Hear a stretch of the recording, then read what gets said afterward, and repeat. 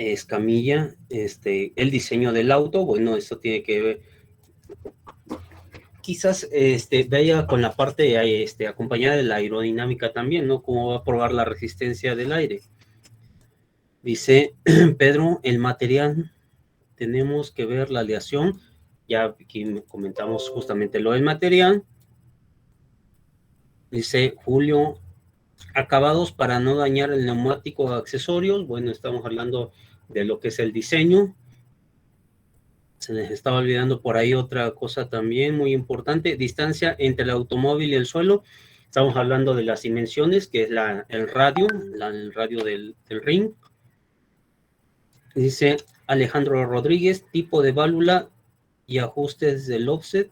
Ese tipo de válvula me imagino que se refiere a por donde inyectan el aire, Alejandro. Así es, profesor. Y al offset es el tipo de placa, si va muy al centro o muy pegado hacia lo que es la máquina, bueno, al auto, o a veces va más pegado hacia afuera. Ah, ok, sí, sí, sí, muy bien, también.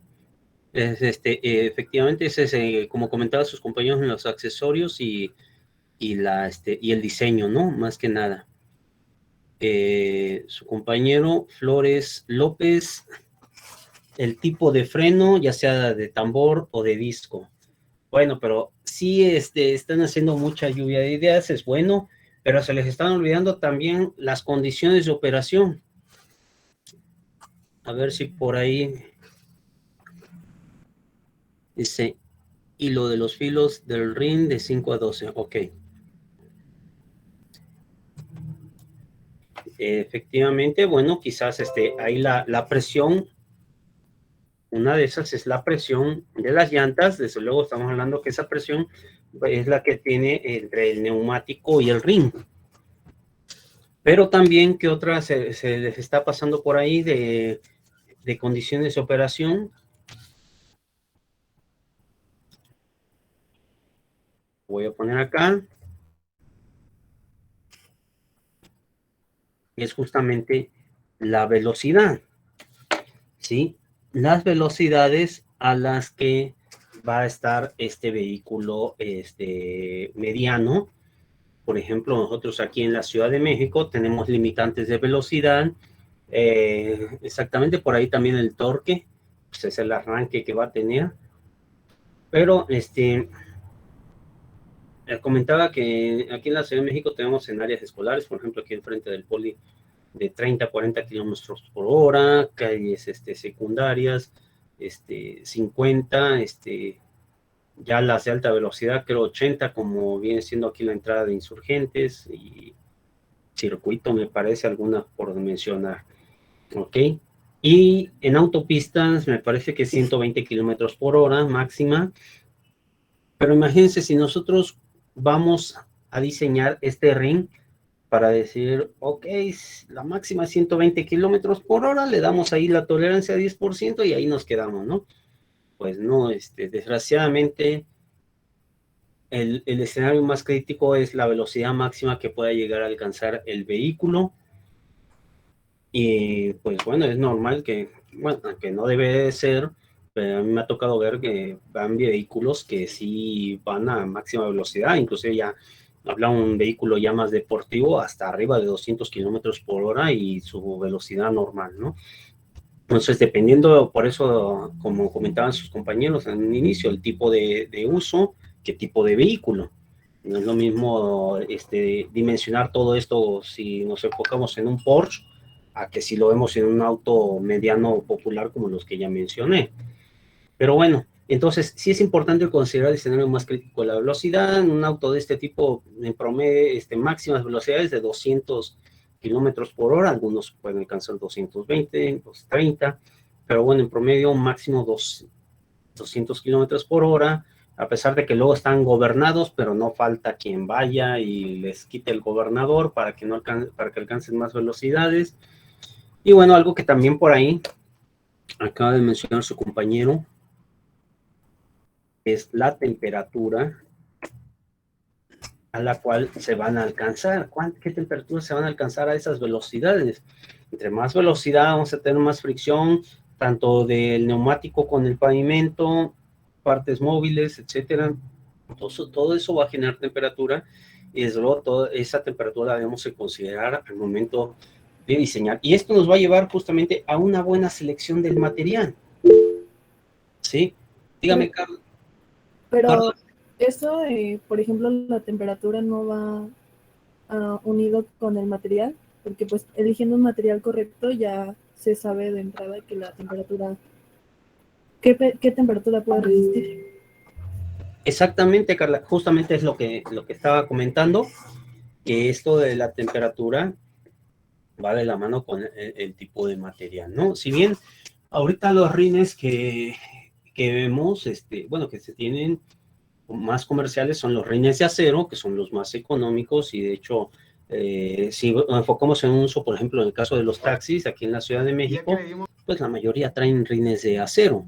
Sí, sería los rines de aluminio también alcanzan mayores temperaturas, pero son más estéticos, resisten menos los impactos.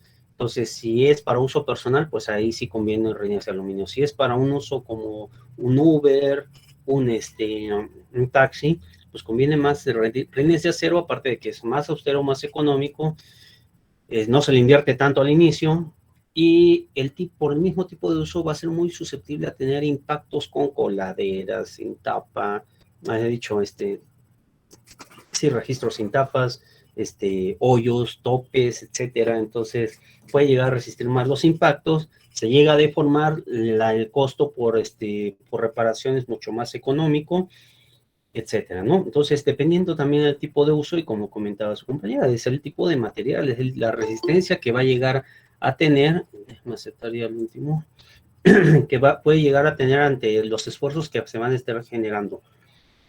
Entonces, sí es importante, vean todo lo que me estaban comentando, pero se les estaba pasando ya casi en la etapa, la parte de las condiciones de operación a las cuales se va a someter. Si bien por aquí están también el peso que habían comentado, lo que yo siempre les trato de transmitir en esta parte es de que nos involucremos en la parte del proceso. Cuando ustedes lleguen a querer automatizar algo, a querer proponer un elemento metálico, cuestiones de ese tipo, hablar de un elemento metálico puede ser un brazo robótico, etcétera, hay que involucrarnos qué es lo que va a hacer, cómo va a trabajar. Si bien no somos todólogos, podemos entrevistarnos con personal de operación y ya decirles a ver y qué condiciones se van a generar, temperaturas ambientes aquí en esta zona, etcétera. Todo esto nosotros lo tenemos que conocer para diseñar bien y que no pueda llegar a interferir con el funcionamiento durante su periodo de uso. ¿Sale? Entonces, aquí desde luego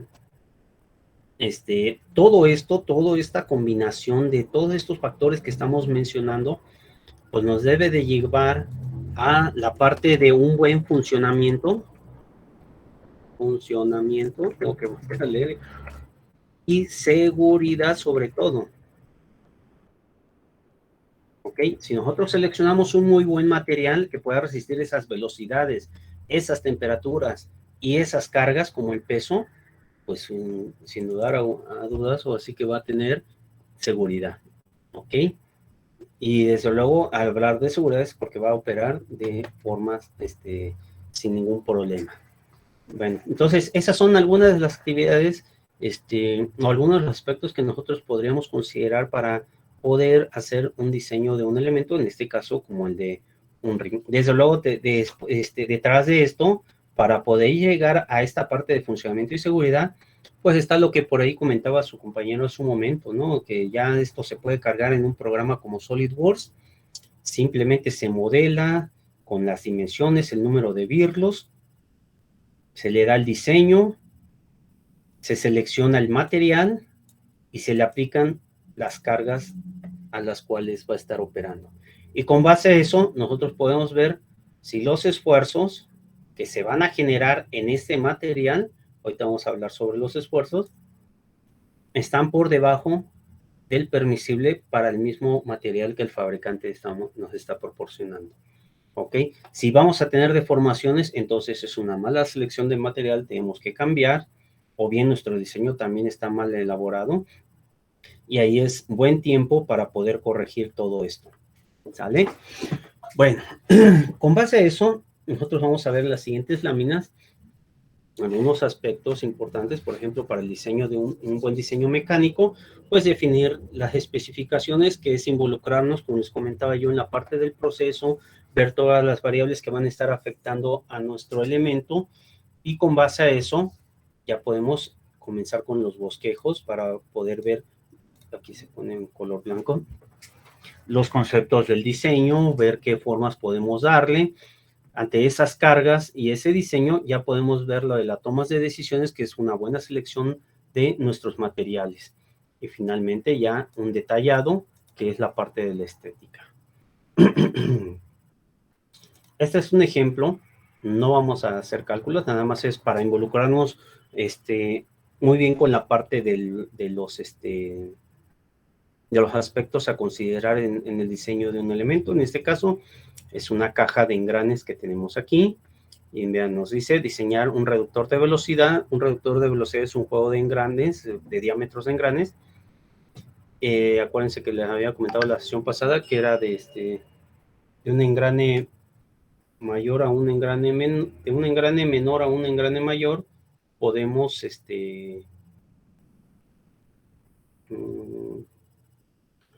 podemos disminuir las RPMs. Déjame decir que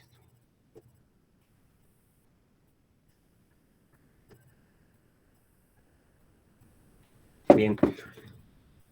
Dice diseñar un reductor de velocidad que es parte de una transmisión de un tractor. Aquí ese es el reductor de velocidad. Va a tomar la potencia de un motor de combustión interna para proporcionar la energía mecánica a las ruedas del tractor. Entonces, ¿qué aspectos considerar? Vean que las funciones que va a realizar esa caja reductora es recibir potencia del motor, transmitir la potencia mediante elementos de máquina, es decir, nuestros engranes, que van a reducir la velocidad por el juego de los diámetros de paso de los engranes. Y entregar potencia a una velocidad menor. Va a dar mayor potencia a una RPMs menores. Y vean aquí el diseño que debe de considerar, pues debe de transmitir al menos 15 HPs. La entrada del motor, la entrada de potencia es de un motor diésel a una velocidad de 2000 RPMs. La velocidad de salida debe estar entre 290 y 295 RPMs. Una eficiencia mecánica del 95% y con una capacidad de par torsional de 3050 libras por pulgada. Ok, por ahí ya lo había comentado uno de sus compañeros con la parte del torque. Los ejes de entrada y salida deben de estar alineados. Estamos hablando de nuestros ejes. Bueno, aquí no se alcanza a ver nuestros ejes de entrada y salida, pero si queremos reducir, desde luego estamos hablando que debe ser del lado donde está el engrane mayor. Ok, esto es muy importante, la parte de nuestros ejes deben de estar alineados, debido a que si tenemos un desalineamiento, ¿qué es lo que va a pasar con nuestros ejes? Se van a comenzar a calentar. Hablar de un calentamiento, estamos hablando de que vamos a tener un desgaste prematuro. ¿Cómo se puede evitar esto? Bueno, pues para eso existen técnicas, por ejemplo, del uso de la termografía. La termografía es utilizar una cámara termográfica, se lleva en planta, se realiza una toma y nos va mostrando en escala de colores los valores de temperatura. Si en ese eje nosotros tenemos una concentración de incremento de temperatura, entonces quiere decir que ahí justamente se está calentando el eje y podemos tener problemas de desgaste prematuro. Entonces lo que se recomienda es hacer un alineamiento de los ejes, ¿vale? Pero bueno, también que debe de asegurarse el reductor en un armazón rígido de acero. Vean, aquí estamos hablando que es un tractor que va a estar en condiciones de temperaturas y humedad relativamente altas, y también va a estar en ambientes donde es posible que tenga algunos impactos pequeños con sólidos. Entonces, por eso la importancia de que esta caja de engranes pues esté contenida en una armazón rígida de acero. Ok, también nos están mencionando las dimensiones. Vean que no debe ser en un espacio mayor a 10 por 20 pulgadas y con una altura máxima de 24 pulgadas. Bueno, algo que no se mencionó con el caso de que vimos ahí en la actividad 1, dice que para el diseño debe de tener un funcionamiento de que al menos al día opere por 8 horas diarias, 5 días a la semana y con una vida útil de 10 años. También se debe proteger con intemperie para temperaturas ambientes desde menos 18 grados hasta 60 grados centígrados. Estos son en promedio las temperaturas extremas que se pueden llegar a tener, por ejemplo, aquí en México, por temperatura ambiente. También la parte del volumen de la producción, vean, que se tenga hasta 10,000 unidades al año. Esto se refiere a que si nosotros somos los encargados de producir, pues al menos que tengamos esa capacidad de maquinar lo que son 18,000 unidades por año. La parte del costo final, vean, este es muy importante. Hoy en día debemos ser competitivos, pero desde luego también no debemos sacrificar la parte de la calidad de los materiales. Entonces, por eso es muy importante esto del costo final. Y desde luego nuestro equipo, nuestra máquina, debe de cumplir con cierta normatividad. Hay muchas normas, todo depende del proceso que nosotros vayamos a aplicar. Hay que ver qué normas son las que aplican a ese proceso, y hay normas para construcción, para operación, etcétera, ¿sí? Entonces, sí debemos asegurarnos de que todo lo que nosotros vayamos a realizar esté con base a normatividades. Y es más fácil vender un producto de este tipo que cumple con normas a uno que esté realizado ahora sí, sin normatividad, ¿no? Sin apego a normas. Bien.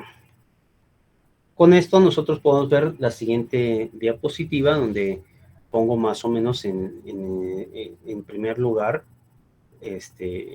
los criterios para un buen diseño, la parte de seguridad. Hoy en día la seguridad, siempre se los he comentado, es muy importante en la industria. Si ustedes por ahí pueden ver, o en la entrada de una empresa, una industria, ponen una pizarra donde ponen los días que llevan sin ningún accidente, o le llaman incidente, se oye menos feo, pero bueno, ponen, llevamos 100 días sin ningún incidente, llevamos 200, y así van contabilizando. Entonces, sí es tan importante hoy en día que inclusive hay empresas que son muy, muy, muy quisquillosas en esta parte, y es que la seguridad es muy importante, desde luego, que hasta si una persona se llega a tropezar en una coladera, pues eso ya es un incidente. ¿Por qué? Porque tienen que mandar a personal para ver por qué se tropezó, si esa coladera estaba mal colocada, si fue instalada de forma incorrecta, etcétera. Entonces, también si un vehículo está transitando a una velocidad por encima de lo permitido, que en teoría por lo regular es a 10 kilómetros por hora la velocidad máxima en algunas empresas, pues también es una falta de la seguridad, es un riesgo en la instalación, y también tienen que llamar la atención al operador, decir por qué. Hay pláticas de seguridad para esto, desde luego, antes de que ingresen, y es muy importante. También el uso de los equipos de seguridad.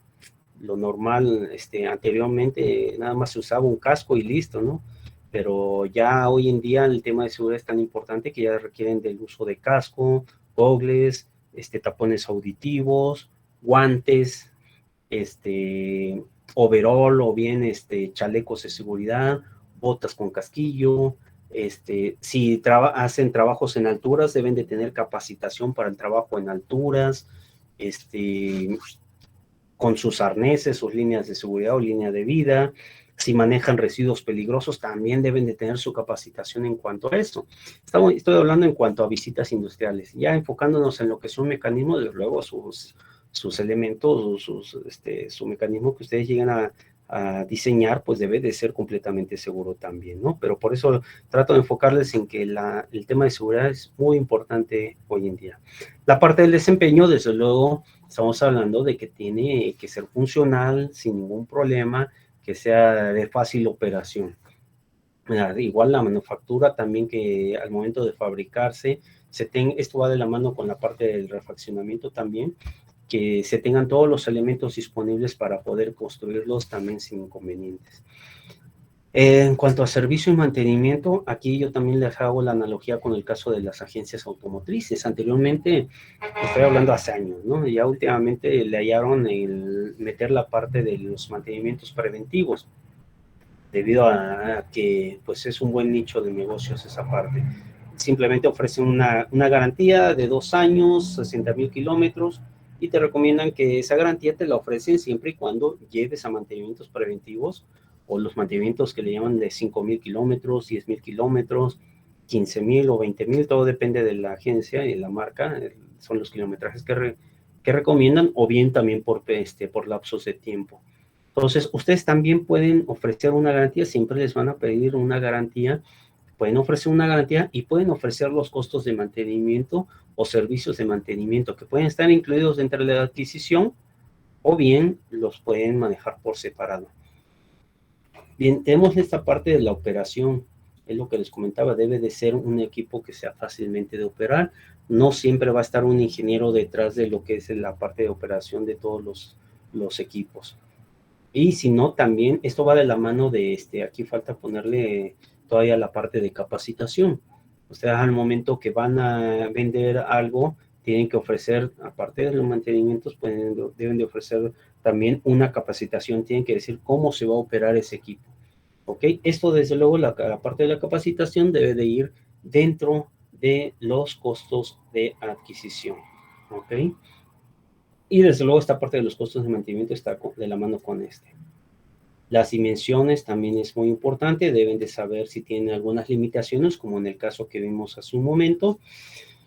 Y bueno, aquí silencioso y que esté, pues de que no libre de vibraciones, porque siempre vamos a tener vibraciones en equipos móviles, pero sí al menos como ingenieros que nosotros podamos tener la capacidad de poder mitigarlas. Aquí en esta parte de las vibraciones nosotros podemos ver, por ejemplo, cuando encendemos un automóvil y apenas empieza el sistema de lubricación y está revolucionándose, a veces podemos, si es un vehículo ya con sus años de antigüedad, pues comienza a vibrar algunas partes, o hasta si traemos la taza de café, empieza a sentirse, empieza a ver, escucharse cómo empieza a vibrar. Ya después, cuando empieza a calentar, bajan las revoluciones y entonces deja de escucharse la taza de café o cualquier utensilio que traigamos ahí, ¿no? Entonces, ¿qué es lo que está pasando? Que todos los cuerpos tienen una característica de acuerdo a su geometría, su masa, que es su frecuencia natural. ¿Ok? Si llega otro elemento y e igual a esa frecuencia, entonces este equipo empieza a entrar en resonancia, es decir, comienza a vibrar. ¿Sale? Entonces nosotros como ingenieros podemos evitar mitigar esas vibraciones para que no llegue a desgastarse sus partes móviles. Un ejemplo de vibraciones, déjenme, les voy a mostrar unos videos. Déjenme ver, los tengo acá. Es de aquí. Ya lo han de conocer, pero bueno, vamos a empezar con el más catastrófico, ¿no? Que es el caso del puente de Tacoma. Voy a reproducir el video, voy a dejar que siga y ahorita lo vamos a comentar, ¿no? Este puente se construyó, se inauguró en 1940, ya tiene sus años, por lo tanto no esperen una muy buena calidad en el video. Bueno, ahí está cuando se comenzó a construir, en el 38. Ese todavía no, ya fue un incidente que tuvieron, pero no no es el puente como tal. Ahorita ya pasan a enfocarlo en el puente. Eso es parte de los procesos de la construcción.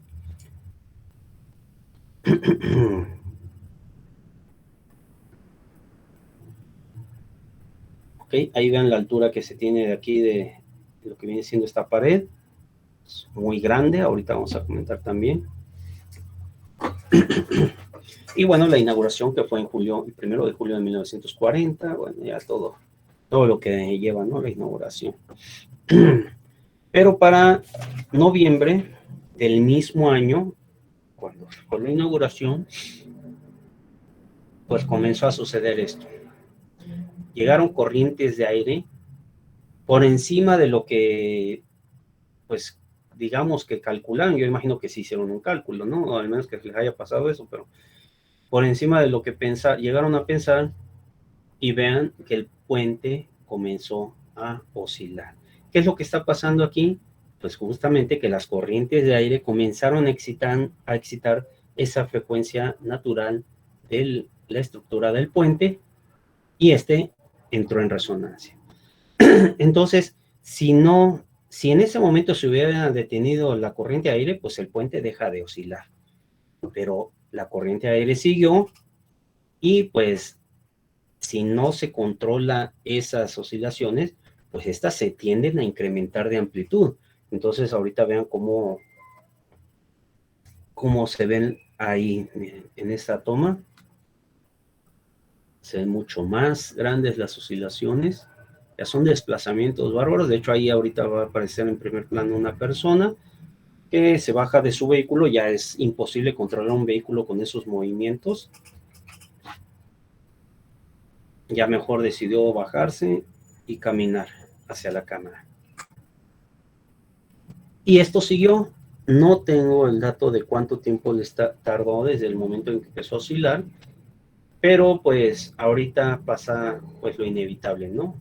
De hecho, como ingenieros, no queremos ni siquiera que se mueva de esta forma, ni medio centímetro.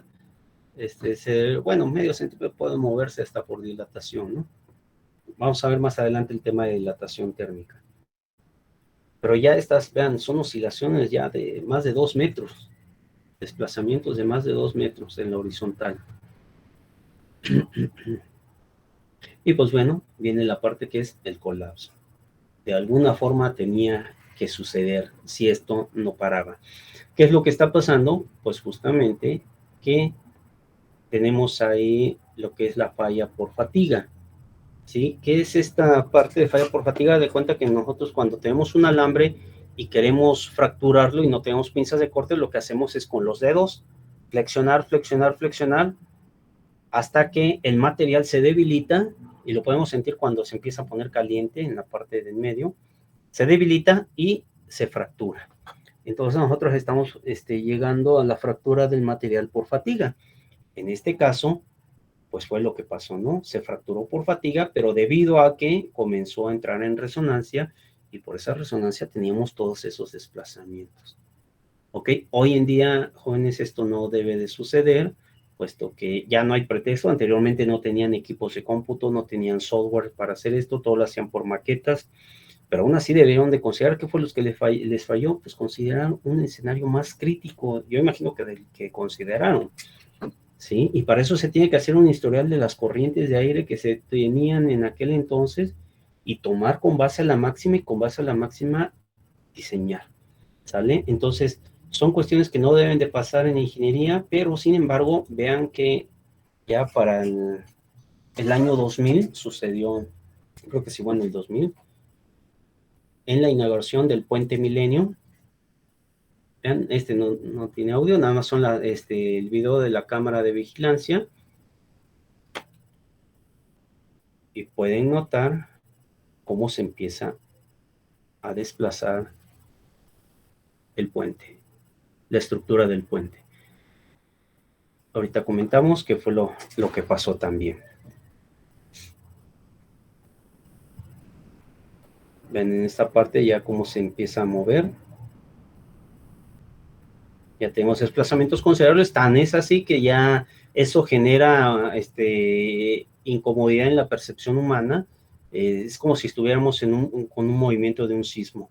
Pero bueno, ¿qué fue lo que pasó? Dada la estructura, tenía una frecuencia esta estructura, y al caminar de las personas, el vaivén de las personas, empezó a excitar la estructura del puente. De tal forma que el puente empezó a desplazarse, no tanto, pero ya después cuando se desplazó, ahora el puente hizo que las mismas personas pues caminaran como caminan los ositos, ¿no? Los osos, vean, ya todos están caminando en un vaivén, ahí van para allá, para acá, para allá, para acá, y esto hizo que fuera incrementando en amplitud la resonancia, en este caso, de la estructura, entró en resonancia y por eso se llegó a desplazar. Bueno, pues este fue el día de la inauguración, ese mismo día se cerró el puente. Estuvo en modificación creo por 2 años y nuevamente lo abrieron, ya modificaron la estructura y desde luego cambió su frecuencia natural y ya no se tienen actualmente estos movimientos. Ok, y afortunadamente en ambos casos, no hubo ninguna pérdida humana, puras pérdidas en costos, pero bueno, nosotros también como ingenieros, pues debemos asegurarnos que no haya pérdidas ni materiales, mucho menos en vida, ¿no? Entonces, a ver, déjenme ver, por ahí dice José Ubaldo, por eso cuando los soldados en la guerra cruzaban puentes, tenían que romper filas, porque si entraban marchando, la frecuencia de sus pasos ocasionaba una oscilación del puente y posiblemente la fractura del mismo. Sí, sí, seguramente es por eso, y además de que también los soldados al entrar marchando, pues no entran como nosotros suavecito, ¿no? Ellos entran, pues sí se escuchan sus pasos, y efectivamente para evitar este tipo de situaciones. Pero sí, hoy en día les comentaba, y es mucha la tecnología que tenemos, y ya no hay pretextos para tener este tipo de errores, ¿sí? Les comentaba que es mejor tener los errores digitales que errores en acero. Anteriormente el dicho era, es mejor cometer errores en papel que en acero. Bueno, hoy en día ya con todas las tecnologías de computadoras ya todo lo hacemos de forma digital, ¿no? Es decir, por ejemplo, en SolidWorks podemos modelar, podemos aplicar las cargas y con base a eso podemos ver cómo se va a comportar el material. Desde luego nosotros no vamos a llegar a la parte de simulación para ver de cuestiones de vibración. Eso ya es un tema un poco más complicado, un poco más avanzado. Nosotros pues nos vamos a quedar con la parte del comportamiento del material, que es por medio de la generación de los esfuerzos. ¿Ok? Bueno, pues con todo esto más o menos ahí estuvimos viendo qué aspectos debemos de considerar. Vimos aquí algunos antiejemplos, como el caso de los puentes, pero bueno, ya para entrar en lo que es un poco más en materia, para ir viendo los ejercicios, vamos a hablar un poco sobre lo que son las unidades que vamos a estar manejando, ¿ok? Y para eso, bueno, pues ya sabemos que tenemos la unidad de longitud, que es el pie, en sistema inglés, y en sistema internacional es el metro, ¿ok? Algo que sí les puedo comentar, nosotros hemos visto, sin agregar texto, por ejemplo, para el pie, se utiliza para longitudes mayores. Y habrán escuchado la otra unidad que son las pulgadas. Estas son minúsculas, me las ponen mayúsculas. Oh, caray. Ahí está. Y las pulgadas se ocupan para longitudes menores. Esto estoy hablando en sistema inglés. ¿Ok? Por ejemplo, lo que son espesores de placas, el alma de vigas, que es la parte central, todas estas están en pulgadas. Pero ya cuando hablamos de longitudes, ya esas son en unidades de pies. Entonces, es normal que por ahí puedan encontrar ustedes para pies, por ejemplo, si quieren representar 3 pies, ahí lo tienen, es el número 3 con una sola comilla en la parte de arriba. Si son pulgadas, son el número y 2 comillas. Pero también es normal ver, por ejemplo, 3 pies con 3 pulgadas. ¿Okay? Cuando es una comilla es un pie, cuando son 2 comillas son pulgadas. Podemos ver esta cantidad, esta unidad, esta longitud, cuánto es en pulgadas. Para eso, desde ahorita les puedo decir que pueden ir descargando un programita. Yo utilizo que es el Uconner. Es un programa para convertir unidades. Más adelante vamos a ver cómo les recomiendo hacerlas en papel. Por ahí les dejaré algunos ejercicios. Pero bueno, ya como ingenieros, futuros ingenieros, ya deben de tener a la mano un programa e inclusive una aplicación de convertidora de unidades también para celulares. Hay muchas tanto en Android como en iOS, entonces creo que no hay ningún problema por eso. Entonces vean, aquí nosotros podemos seleccionar la de longitud y podemos ver cuántas pulgadas hay en un pie. Vamos a ver, aquí tenemos pulgadas y aquí tenemos pies. Ok, vamos a poner un pie es igual a 12 pulgadas. Aquí lo tenemos. Este nada más es para invertirlos. Ok, entonces ustedes pueden ir relacionando, por ejemplo, bueno, vamos a terminar esta parte de aquí, es que ya me iba a saltar con la parte de los centímetros, pero esto entonces estamos hablando que son 3 pulgadas, 3 pies, que serían 36 pulgadas, más 3 pulgadas, estamos hablando que esto serían 39 pulgadas. ¿Ok? Entonces, estas serían lo mismo. Pero les comento porque hay algunos planos en donde manejan esta convención. Bueno, les comentaba ahorita de que cómo podemos nosotros visualizar cuánto mide un pie. Vamos a ver en centímetros, vean. En centímetros, un pie son 30.48 centímetros. ¿Cómo podemos visualizarlo? Simplemente, acuérdense de la regla que utilizamos en la primaria de 30 centímetros. Por 48 por medio centímetro, pues ya es casi un pie. Entonces, cuando hablamos de metros, estamos hablando de punto 3048. Por lo regular en los vuelos comerciales, luego anuncian que van a, por ejemplo, a 10,000 pies de altura, utilizan mucho la unidad de pies, y pues bueno, ustedes saben que 10,000 pies, desde aquí podemos ver que son 3,048 metros, o bien, simplemente cerrando números, ya pueden saber que son 3,000 metros, ¿no? Multiplicando por 1/3 o 0.3. Entonces, de esa forma podemos ver lo que son las unidades y su comparación con los metros de un sistema internacional o sistema inglés. Bien, de ahí tenemos la unidad de masa para el sistema inglés, vean que es el slug, y para sistema internacional es el kilogramo. Sinceramente yo el slug no he visto que se llegue a manejar mucho, más que yo lo vi en ejercicios de la licenciatura, pero ya en la práctica lo que se utiliza justamente son las libras masa. Voy a anotarlo por acá. Entonces vamos a ver que para cuando estemos hablando de unidades de masa, sí es importante decir que son libras y ponerle el subíndice M. ¿Ok? Voy a ponerlo aquí. Y después vamos a tener otra que es la fuerza. Ahorita me voy a adelantar, pero sí es importante. Y esta va a ser libras fuerza. Pero este es para la fuerza. Lo voy a poner como de esta forma. Bien. Cuando nosotros estamos hablando de libras fuerza, nosotros podemos ponerla de esta forma. Simplemente como libras. ¿Ok? Cuando estamos hablando de libras masa, forzosamente tenemos que ponerle el subíndice M. ¿Sale? Entonces, sí es importante esto, por ahí yo luego les voy a llegar a decir, tenemos una carga, es una fuerza de un peso de 500 libras. Entonces estamos hablando que son 500 libras fuerza.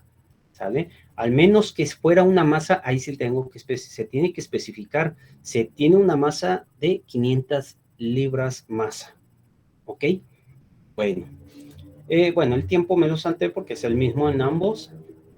La fuerza, ya acabamos de ver. Y en sistema internacional, ¿cómo podemos ver la fuerza? Vean, la fuerza, ¿se acuerdan de la segunda ley de Newton?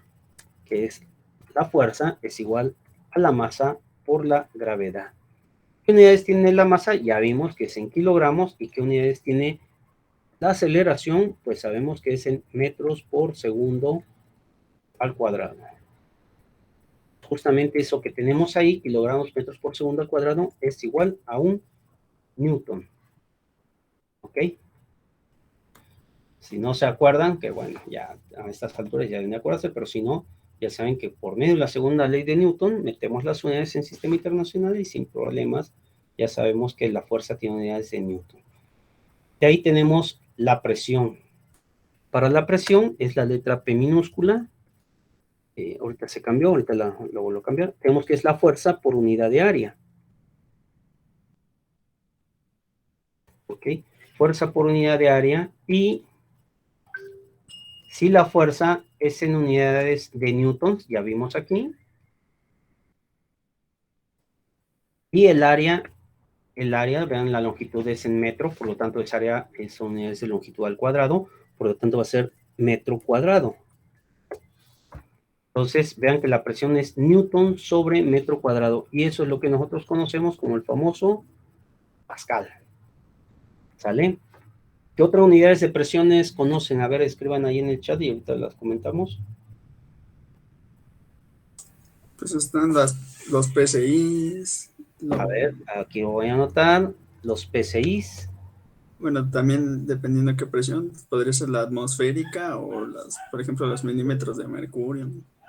Milímetros de mercurio. También hay milímetros de H2O. No me acuerdo. Milímetros de H2O, exactamente, esa es otra.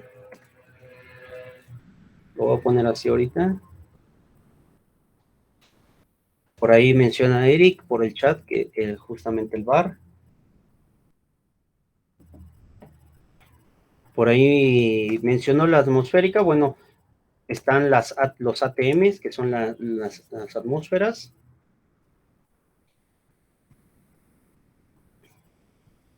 ¿Qué otras han visto? Ya llevaron por ahí elementos primarios de medición, creo. También instrumentación. Ya tuvieron que haber visto varias unidades de presión. Y si no, bueno, también para eso estamos recordando. Por ahí menciona Julio, dice pulgadas de mercurio. Es exactamente pulgadas de mercurio, que son similares a estas, bueno, pero en milímetros. Menciona libra por pie cuadrada, son los PSI. PSI, vean, siguiendo esta expresión de fuerza sobre área, vean, voy a ponerlo por acá, va a ser libra fuerza sobre pulgada cuadrada. Y estos son justamente los PSI. ¿Sale? Voy a alejar por acá. Esos son los PSI. Ok, por ahí menciona Alejandro, son las TOR. Casi no se escuchan esos, pero están los famosos TOR. Y Julio menciona los kilogramos por centímetro. Es Aldo 53 para que salga el 2 como superíndice. Ahí está. Los famosos kilogramos, que también son kilogramos fuerza, son kilogramos fuerza. Bueno, por decir algunas, aquí en nuestro programa que estamos colocando, vean, tenemos las unidades de presión y efectivamente tenemos de los kilopascales, que son 1000 veces los pascales, que tenemos, serían 1000 newtons sobre metro cuadrado, las atmósferas, que ya comentamos ahorita, vean, los bares, que ya también por ahí su compañero comentó, pies columna de agua, pulgadas columna de agua, que ya también por ahí comentaron, pulgadas de mercurio, aparte de milímetros de mercurio, también está pulgadas de mercurio, kilogramos por centímetro cuadrado, aquí está, kilogramos fuerza por centímetro cuadrado, también están libras fuerza por pie cuadrada, ok, esas no están aquí, pero también se los menciono, están los milibares, metros columna de agua, aquí están en milímetros, lógicamente por 1000 ya serían metros columna de agua. Estas unidades de milímetros columna de agua, por lo regular se utilizan para medir presión hidrostática, más cuando tenemos una columna de agua. Esto lo podemos ver, por ejemplo, cuando los buzos se sumergen en el mar, estamos hablando que por cada 10 metros de profundidad van a estar experimentando 1 kilogramo por centímetro cuadrado de presión, o bien una atmósfera. Es decir, cada 10 metros de profundidad se experimenta una atmósfera. 20 metros ya son 2 atmósferas, más aparte una atmósfera de la presión atmosférica, ¿sí? Entonces, eso es de cierta forma como podemos ver los milímetros de agua. O también se utiliza para poder conocer lo que es la presión que ejerce en los tanques de almacenamiento. Se tiene un nivel, por medio de ese nivel también se puede conocer qué presión se está ejerciendo en la parte de la base del tanque. Bien, estos milímetros columna de agua, los pascales y los PSI, que son libras por pulgada cuadrada. ¿Ok? Bueno, Con esto nosotros les comentaba que tenemos lo que es el ATM. Por lo regular, déjenme, les voy a poner aquí en otra. Nosotros conocemos la presión atmosférica de una atmósfera, pero esa presión atmosférica es a nivel del mar. Habrán escuchado esta leyenda, lo voy a poner así, la arroba 0NSNM. Y eso significa que esta es la presión atmosférica que se tiene a 0 metros sobre el nivel del mar. ¿Ok? Eso quiere decir que es la presión que se tiene en la playa, cuando estamos allá soleándonos en Acapulco, en Veracruz, Cancún. Bueno, pues es justamente, esa es la presión atmosférica. Aquí en la Ciudad de México, ¿saben cuánto es la presión atmosférica? Vamos a ponerlo por acá, presión atmosférica en la famosa CDMX.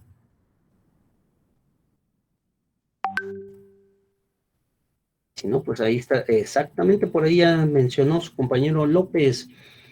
Bueno, pues la presión atmosférica como tal no es constante, va a variar de condiciones ambientales, pero en promedio, como dice su compañero, es entre 580 y 585 milímetros de mercurio. Entonces, vean, vamos a poner el que nos está dando ahí su compañero de 585 milímetros de mercurio. Aquí está milímetros de mercurio, que es igual a un torr. Vean, ya no les mencioné, es igual a un torr. Le vamos a poner 585 y vean cuánto es en atmósferas.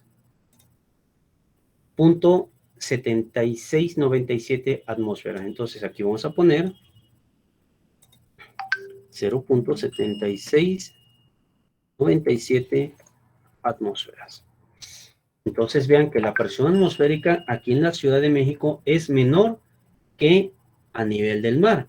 Por eso es de que muchas personas que padecen de la presión, pues sí les llega a afectar ese cambio,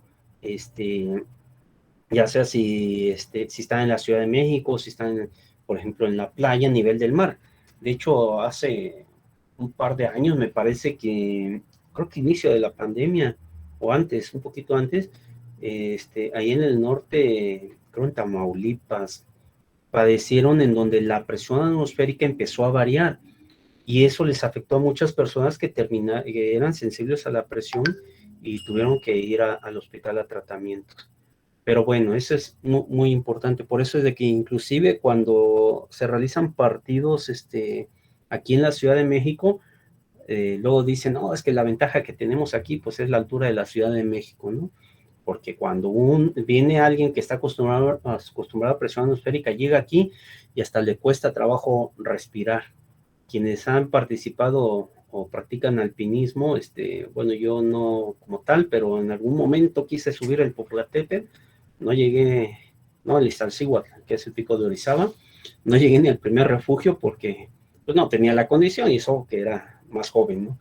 Pero sí llega un punto en donde uno camina hasta 2 metros y el pulso se acelera y uno se cansa rápidamente, pero eso es porque uno no tiene la condición física y está acostumbrado a esos niveles de presión, porque han de cuenta que llevábamos como 2 horas de camino y íbamos sofocados y en eso pues nos desanimamos muy feo porque vimos que había un señor que se dedicaba a la siembra y tenía sus cultivos y nosotros ya íbamos cansados y el señor bien fresco ahí, hasta allá les gusta que les regalen dulces, ¿no? Pero se acercó a nosotros a platicar. Pero bueno, ellos sí están acostumbrados a esas condiciones, uno no, ¿sí? Entonces, ahí es cuestión de tener condición física. Pero bueno, eso es importante. ¿Y cómo nosotros sentimos esa presión atmosférica? Vean que una atmósfera, hagan de cuenta que estamos en la playa. Presión. Vamos a poner una atmósfera. Y vean, esta medida de presión, la de los kilogramos, nos va a decir mucho. Vean que eso, una atmósfera equivale a 1.033 kilogramos por centímetro cuadrado. Bueno, pues a nivel del mar, imagínense, estamos a una altura menor. Aquí en la Ciudad de México estamos a una altura mayor. Hay mayor cantidad de aire a nivel del mar por encima de nosotros que aquí en la Ciudad de México. Entonces, hagan de cuenta que esa es la presión que está ejerciendo el aire sobre nosotros. ¿sí? Que es alrededor de los 1.033 kilogramos fuerza por cada centímetro cuadrado que tenemos, ¿sí? Entonces, por eso es muy importante. Pero bueno, ¿qué convención usar? Ustedes podrán ver cuando estén trabajando sus trabajos finales, siempre les van a decir que tienen que trabajar en sistema internacional, pero bueno, yo les puedo decir que todo depende en donde se encuentren, son las unidades que van a estar manejando. Por ejemplo, a mí me ha tocado ver mucho en el norte de aquí del país que están muy casados con esta unidad, que es la libra fuerza por pulgada cuadrada. Centro y sur del país están más casados con esta, kilogramos fuerza por centímetro cuadrado. Quizás por ahí también esta, que es el bar, que más o menos es la equivalente. Esta, que es un bar, atmósfera y kilogramo fuerza, casi son equivalentes, ¿eh? No son iguales, pero casi. Entonces, ustedes deben de tener esa capacidad de poder manejar los dos sistemas, ¿sí? Por ejemplo, la presión atmosférica en PSI son alrededor de 14.7. Nosotros podemos verlo aquí.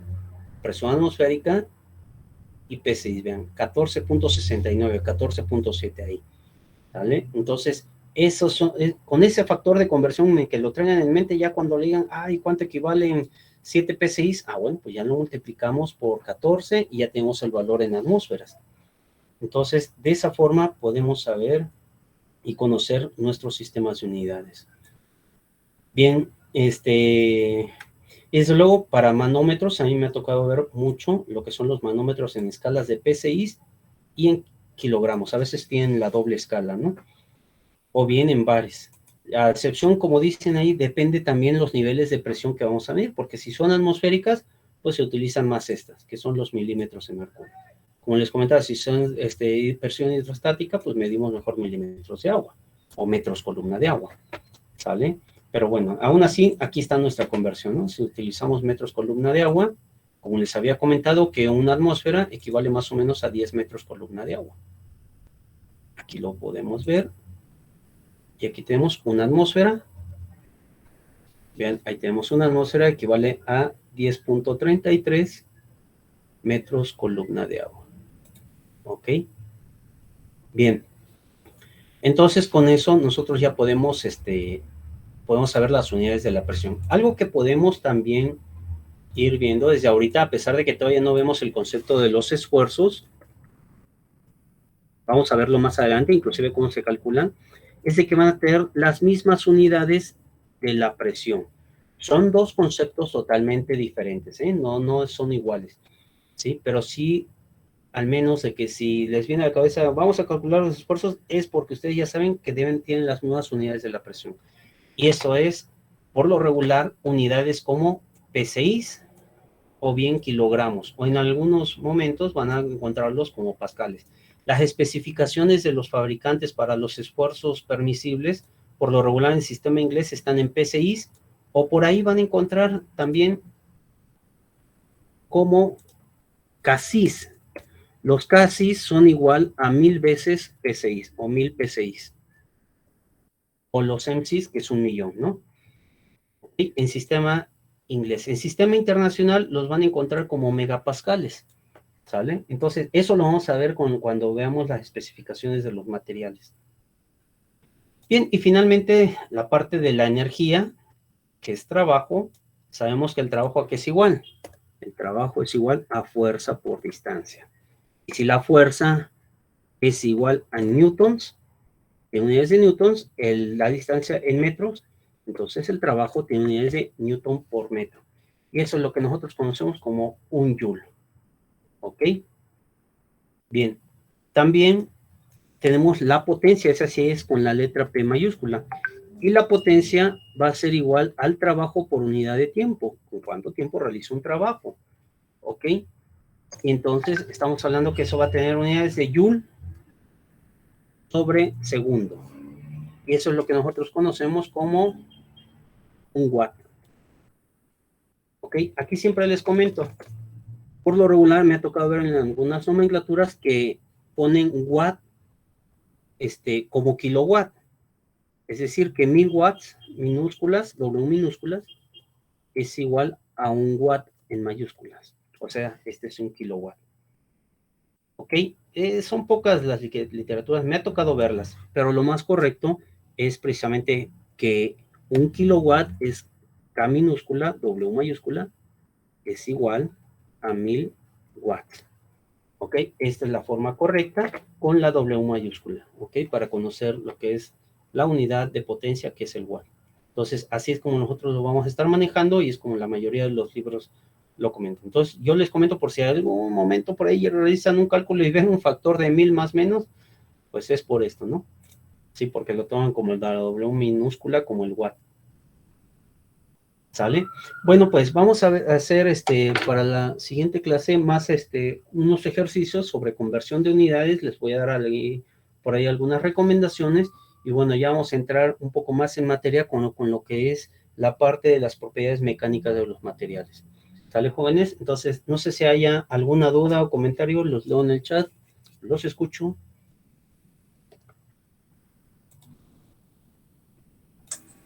Pues yo por al menos, de momento no tengo ningún problema. Vamos bien todavía.